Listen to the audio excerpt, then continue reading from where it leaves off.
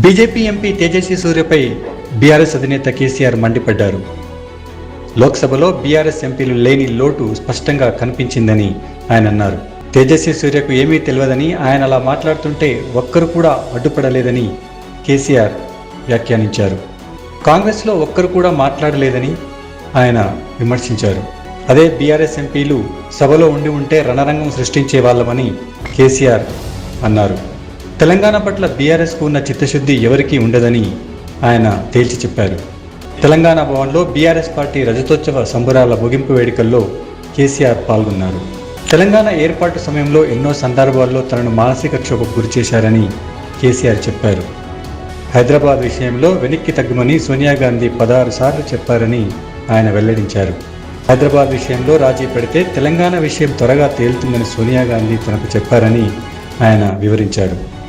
కానీ తాను ఎక్కడా కాంప్రమైజ్ కాకుండా హైదరాబాద్తో కూడిన తెలంగాణ కావాలని అప్పట్లో గట్టిగా కొట్లాడానని కేసీఆర్ వెల్లడించారు.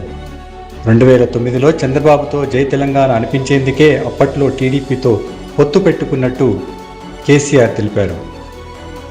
రాష్ట్రంలో రైతుల పరిస్థితి దిగజారిపోయిందని, రాష్ట్ర ప్రభుత్వానికి ధాన్యం కొనడం చేత కావడం లేదని కేసీఆర్ అన్నారు. రాష్ట్రంలో ఏం జరుగుతుందో కూడా అర్థం కావడం లేదని, బొందల పడ్డట్టయిందని తెలంగాణ ప్రజలు ఆవేదన చెందుతున్నారని కేసీఆర్ చెప్పారు. పక్క రాష్ట్రాల ప్రజలు పెద్ద అంబేద్కర్ విగ్రహాన్ని చూడడానికి వస్తుంటే ఈ ప్రభుత్వం గేట్లు తీయలేదని కేసీఆర్ విమర్శించారు.